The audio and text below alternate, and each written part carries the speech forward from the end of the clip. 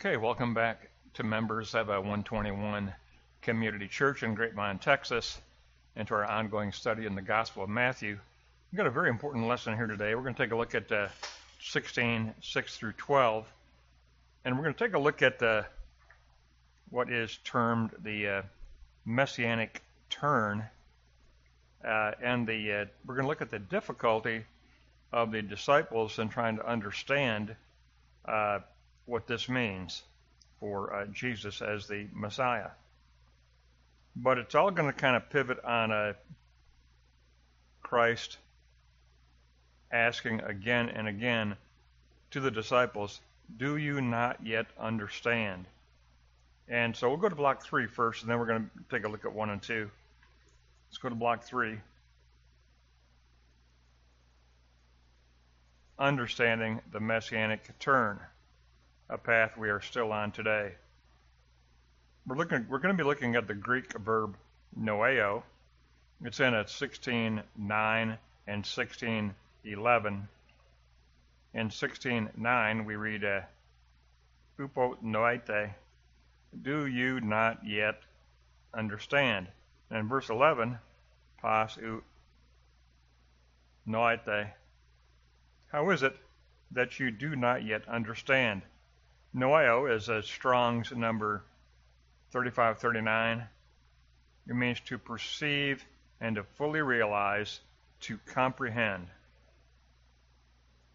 What's being implied here is that if the disciples had understood the feeding miracles of the 5,000 and then the 4,000 as Eucharistic grace, then they would have understood the warning from Christ against the leaven of the Pharisees and the Sadducees, which was to be understood as the leaven of false doctrine, or the leaven of their attitude of skepticism.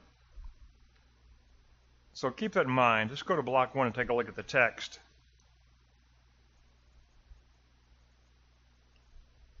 Then Jesus said unto them, beware of the leaven of the Pharisees and the Sadducees. And they reasoned among themselves, saying, is it because we have taken no bread? When Jesus perceived this, he said, O you of little faith, why are you talking about bread? Do you still not understand? Do you not recall the feeding of the 5,000 and the 4,000? I'm not speaking to you about bread. I spoke of the leaven of the Pharisees and the Sadducees. Then they understood he was talking about the doctrine of the Pharisees and the Sadducees. Christ always has to coax them out of these surface material reality realm that they live in, and he keeps trying to teach them to think within a realm of spirit, to reason within a realm of spirit. And it's a huge battle for them. And for those of us today, we've had 2,000 years of teaching and study and additional help. We've got a better opportunity to grasp these as spiritual lessons. But in the first century, this is brand new to the disciples. Now, the key to this lesson is going to be block 2, and we're going to look at the commentary by R.T. France. And R.T. France did fantastic here, because he does set the tone of what's happening in Matthew's gospel here. The Galilean ministry is coming to an end. Jesus is going to turn toward Jerusalem, and he's going to announce a future ministry in Jerusalem, and here's the key, that will include suffering. Now, if you're a first century Jewish follower of Jesus, you're not anticipating suffering. You're anticipating the miracle worker. You're anticipating the kingdom being ushered in and a conquering king. You're not thinking of, later they did think this, but initially They didn't think about Isaiah's suffering servant. That didn't come up until later, when more study had taken place and more thoughtful reflection on Christ's ministry had taken place. But initially, they were not thinking about the suffering servant. Let's go to block 2. A decisive turning point in Christ's ministry toward suffering. The Galilean ministry and the demand for clarification. The question is intensified. Everybody's wondering, who is this Jesus? We reach a turning point in Matthew's Gospel, marked especially in the upcoming 16:21. Christ says, "From that time forward, Jesus began to show his disciples how he must go to Jerusalem and suffer many things from the chief priests and the scribes, and be killed, but raised again the third day." Christ is forecasting to the disciples that the ministry in Jerusalem is a turn toward suffering. Block 2, note 2. The demand for clarification is meant with the cost of discipleship. Christ also, in 16:24 through 26, defines the deeper aspect of discipleship. "If any man will come after me, let him deny himself, take up his cross, and follow me. For whosoever will lose his life for my sake shall find it. For what does it profit a man if he gains the whole world, but loses his own soul?" So Christ is turning toward suffering, and Christ is telling his disciples that discipleship will involve sacrifice and suffering. So it's not the picture of the conquering king. It's the picture of Jesus warning the disciples that they're turning now from Galilee toward Jerusalem. And the Messiah, the incarnate Son of God, is turning toward what he says is a necessary part of the Messianic ministry. It's the necessity of suffering. The Messiah must suffer. The Messiah must enter into death itself. So this is a tremendous teaching, but you've got to believe that it's a very difficult teaching for those who were anticipating a victorious Messiah king. So in the commentary, R.T. France says you got to key in on the turn toward Jerusalem, and we've got to turn toward Matthew 16:21. From that time forward, Jesus began to show his disciples how he must go to Jerusalem and suffer many things from the chief priests and the scribes, and be killed, but raised again the third day. Now, I've said this before, but all of my adult life I dedicated to the study of the theology of Jürgen Moltmann. And Jürgen Moltmann made his mark in Christian theology with his first book, Theology of Hope. But by far, everyone, and I mean everyone, elevates his second book as his most important work. It's a volume entitled The Crucified God. And that volume became very important for Christian theology all over the world. And in The Crucified God, Moltmann taught that God is not to be defined as all-powerful, all-knowing, all-present, all those omni-attributes. Omnipotent, omniscience, omnipresence. That's what you learn in a seminary, in divinity school. You learn the omni-attributes. But what about the passion of the Christ? What does that teach us about God? And it teaches us that God enters into our suffering. Now, for Jürgen Moltmann, where was God when we have to deal with the death camp of Auschwitz?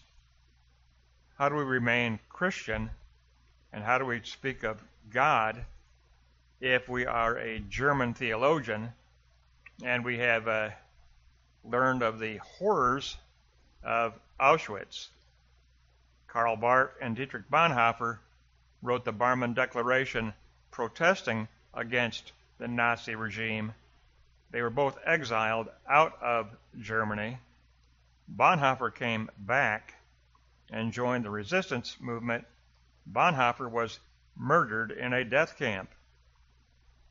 But they actually wrote the Barmen Declaration and protested the Nazi regime in writing, and they put their name on it, Karl Barth and Dietrich Bonhoeffer. Now, we know the story of Dietrich Bonhoeffer. He died in a death camp. He was hung just days before the Allies liberated the camp. Hitler wrote a last-minute execution order, make sure that you kill and execute Dietrich Bonhoeffer. And just days before the camp was liberated, they made sure to execute and murder Dietrich Bonhoeffer.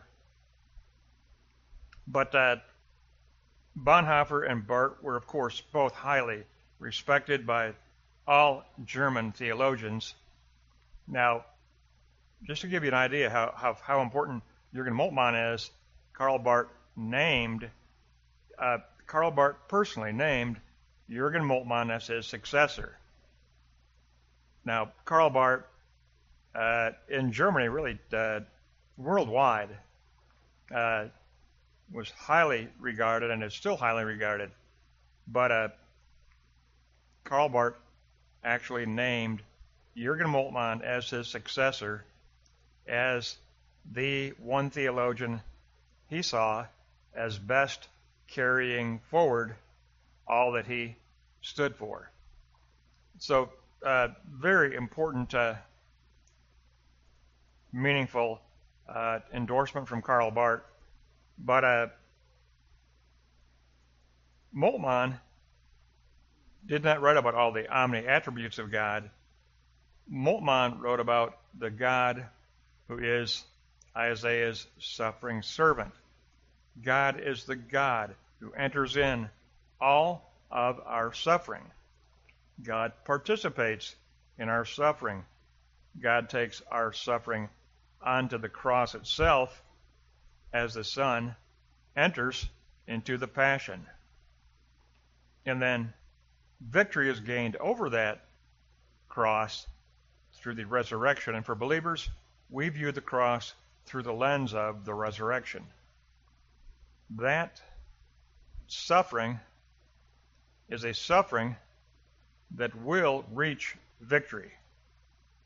God enters into our suffering and brings his kingdom forward. But Moltmann emphasized the fact that, especially in his second book, The Crucified God, that our God is a God who suffers. And yes, we can still talk about all the omni-attributes, omnipotence, omniscience, omnipresence, but with that, Moltmann said, we have to teach the attribute of the God who suffers, the God who has entered into our suffering through the passion of the Christ. Now we're going to close with that block three again. Here we go. So block 1 gave us the text. Block 2 defined the turn. Christ is going to turn now away from Galilee and turn toward suffering in Jerusalem, which is necessary for the Messiah and necessary for the kingdom. Now, block 3, that turn has to be understood, and it was not understood. And today we still struggle to understand the God who suffers. We don't have, we've got 2,000 years of additional study, additional learning, and we still struggle with this topic. There are hundreds and hundreds of books written about the passion of the Christ. How do we interpret that? How do we talk about the God who enters into suffering? How do we do that? No one's solved that perfectly. That theological struggle goes on today. So block 3, here we go. Understanding the Messianic turn, a path we are still on today. We look at the Greek New Testament verb noeo in 16:9 and 16:11. In 16:9, upa noete. Do you not yet understand? Christ goes, do you not yet understand? Verse 11, pas ou noete. How is it that you do not yet understand? It's noeo, the verb is noeo, Strong's number 3539, to perceive and to fully realize, to comprehend completely. What is implied here? If the disciples had understood the feeding miracles of the 5,000 and then the 4,000 as Eucharistic Messianic grace, then they would have understood better Christ's warning against the leaven of skepticism and the leaven of false doctrine being exemplified by the Pharisees and the Sadducees. Remember, this is right after the delegation of Sadducees is sent from Jerusalem, and they already have a very skeptical attitude toward Christ and his ministry. So there's already a foretaste of this turn to Jerusalem is going to be a turn toward persecution, a turn toward suffering, a turn toward the realized prophecy of Isaiah, who prophesied of a suffering servant. The disciples have not learned this, and we would not have learned that immediately either. No one would have. They have to learn, what is this Messiah? Who is this Jesus as the Messiah? What kind of a Messiah are we following? Who is he? Essentially, what is he revealing to us? And Christ warns them in block 2, note 1, in 16:21. From that time forward, Jesus began to show the disciples how he must go to Jerusalem, and he must suffer many things from the chief priests and the scribes, and be killed, but raised again the third day. These are imperatives. He must go to Jerusalem. He must enter into suffering. He must enter into death itself. Philippians 2, he was faithful even unto death, even unto death on the cross. Philippians chapter 2. Very, very powerful lesson here. That's going to wrap up 16, 6 through 12 on the Messianic turn and understanding the Messianic turn.